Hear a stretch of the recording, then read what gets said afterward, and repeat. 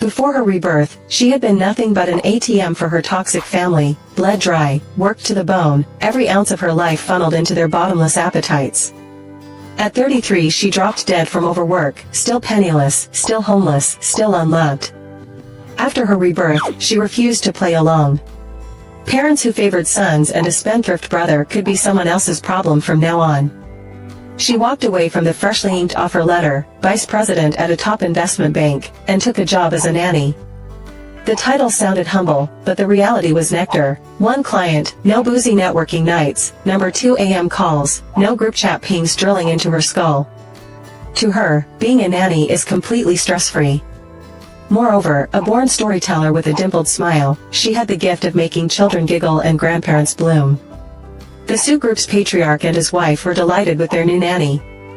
She could whip up authentic Suzhou dishes that tasted like childhood, bait hooks that landed trophy carp for the fishing-mad grandpa, and chat with grandma until both of them were wheezing with laughter. When her short-term contract ended, the elderly couple practically clung to her sleeves, and promptly shipped her off to their grandson's penthouse for another month. That grandson, CEO Sue, human iceberg extraordinaire, watched this whirlwind in an apron reorganize his silverware, debug his espresso machine, and coax his orchid into bloom. His legendary composure cracked. His housekeeper was ridiculously overqualified, and single. He wanted her. What would he do next? The CEO looked so adorably sneaky and flustered, his ears turned scarlet the moment he saw her. The woman thought, the assistant was right, this boss is shy as a schoolboy. Downstairs he went for breakfast, upstairs she went to tidy his room. Suddenly she spotted it among the laundry, a pair of his boxer briefs. Cringe level, nuclear. She coached herself, stay professional, you're a pro housekeeper, it's only a palm-sized scrap of fabric. Wash it. If he ever finds out she scrubbed that scrap, he'll glow redder than a lobster. From that day on, the CEO started coming home early, almost eagerly. One evening he caught her trading stocks. She was pounding the table on a company he himself adored and laid out her thesis so crisply he blinked. How is this woman just a housekeeper? Sir, if only you knew the only Waterloo your career ever suffered was planned by the very hands now loading your dishwasher. Tonight she says she'll wait to clear the table before leaving. Embarrassed, he mutters that yesterday he accidentally smashed a bowl, slipped right out of his hand. She grins, must have been the bowl that was slippery, totally understandable. Where else will you find a housekeeper this smooth? Enjoy your luck, Mr. CEO, quietly. The CEO was working from home over the weekend when the woman personally brewed him a cup of coffee and brought it over. It tasted amazing, and his impression of her improved even more. He asked her to be his assistant, helping him organize documents. Every time, she sorted the files quickly and accurately. When their fingers accidentally touched, the CEO's ears turned red again. He felt a tingling, electric sensation, like he was flying. Oh my, the CEO was falling in love. That evening, the shower head in the bathroom was leaking. The woman volunteered to fix it. As they turned around, they accidentally kissed. The CEO wrapped his arm around her waist. Oops, his ears flushed deep red. So sweet. The woman immediately said she'd found the problem and quickly fixed the leak. She's truly an all-capable queen. The CEO looked like a pampered little husband. A few days later, the CEO had to go on a business trip. The woman packed his belongings neatly and looked visibly happy about it. The CEO felt a little upset. Was she that happy he was leaving? The woman thought, of course, getting a break is always good news for a working person. Hee, no argument there. We're about to have a holiday, and I'm thrilled too. The CEO returned from a business trip and, upon stepping through the door, saw this beautiful and gentle woman cooking in the kitchen. It was a scene of pure warmth. The dream of 2 people, 3 meals, for seasons under one roof had come to life. They would share the sweet, sour, bitter, and salty of every dish at the table, and trade the tiny moments of daily life. In the end, all one ever seeks is the quiet comfort of a cozy home. Outside, snow was drifting down. The shy CEO took his second brave step and asked the woman to stay the night, but she was stubborn. She insisted on riding her e-scooter back to her rented room through the snowfall. Halfway there she skidded and fell. The security guard immediately called the CEO. Without even grabbing a coat, he ran out to chase her. Just as he was about to catch up, he slipped and hurt his back. Left with no choice, the woman loaded both of them onto the scooter and headed back to the villa. To make applying ointment easier, the man took off his shirt. Her gaze locked onto his muscular frame. Flustered, she excused herself. "It's not me looking. My eyes have a mind of their own." Adorable, right? As she gently dabbed medicine onto his back. The man let out an undignified sound at the worst possible moment. His dignity shattered, he buried his head in his shirt like an ostrich. At that instant, this innocent, overpowerful CEO really needed a hole to disappear into.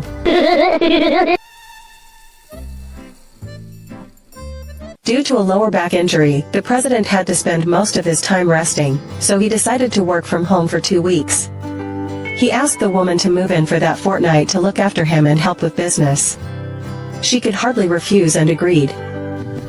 Cohabitation achieved. The president's campaign to win his wife had taken a giant step forward. That fall wasn't for nothing. So the woman took on the extra role of president's secretary. No matter which company's documents the man needed, she located them in minutes, sorted and cross-referenced. While doing this, she spotted irregularities in one firm and casually pointed them out. The president followed her lead, confirmed the red flags, and ordered his assistant to launch a deeper investigation. He was impressed. None of his staff had noticed the details, yet this woman had seen the flaw at a glance. She was beautiful and brilliant. Cooking, cleaning, organizing, minor repairs, there was nothing she couldn't do. Now even the industry he prided himself on knowing best was territory she navigated with ease. The president admired her more every day. 3 days later he returned to the office and asked her to bring lunch. As she was leaving, one of the company's general managers pulled her aside. "How has the president's mood been while working from home?" the man asked. Instantly she sensed he was fishing, trying to gauge whether the president had uncovered the problem company. She reported the conversation immediately. After a quick joint analysis, they realized the general manager was probably the mole, colluding with the shady firm. A perfect match, equal in looks and in intellect. At work and in life she would always be his strongest ally. What an all-around wife.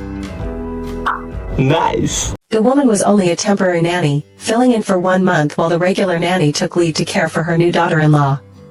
With the month almost up, she was happily anticipating the end of her stint. The CEO, however, grew sullen at the news, accusing her of having no conscience, and then refused his meal in a fit of pique. Worried he would go hungry, she prepared something else and carried it upstairs. Still sulking, he wouldn't touch it. Later, he sneaked down to eat, then washed the bowl to destroy the evidence. She crept downstairs too, found water all over the counter and declared his cover-up laughably obvious. Sighing, she cleaned up again. To keep her on, the CEO simply phoned the regular nanny and told her to stay home, on full pay, for another 6 months. "Oh, Mr. CEO, you scheming little devil, a natural at chasing your wife without a teacher. Try a bit harder and, 6 months from now, the returning nanny can look after the current nanny and her new baby while she's on maternity leave." One evening he came home to find her curled on the sofa, felled by period cramps. Panic-stricken, he peppered her with questions, gave her a painkiller, and carried her upstairs to rest. The next morning she awoke to the sight of the once hopeless billionaire in an apron, stirring a restorative pot of congee at the stove. Touched beyond words, she walked up and hugged him from behind. When the pantry ran low, he accompanied her to the supermarket. There they bumped into her ex, who began to harass her. The CEO decked him without hesitation. She apologized for bringing trouble, but he said, "Look up. You didn't start this. If it's not your fault, don't you dare take the blame." His words lit a lamp in the dark corners of her heart and swept every shadow away. The very next day her parasitic parents tracked her to the house, scolding her for demeaning work as a nanny and dragging her to a blind sale. Another man, another price tag on her last scrap of worth. The CEO arrived in time, stepped between them and said, "I'm her man. I decide who she sees, and I say no." Then he took her hand and walked her out. To her, he felt like a shaft of light pulling her into a brand new life. The man said, "I'm going to pursue you." The woman replied, "I consent."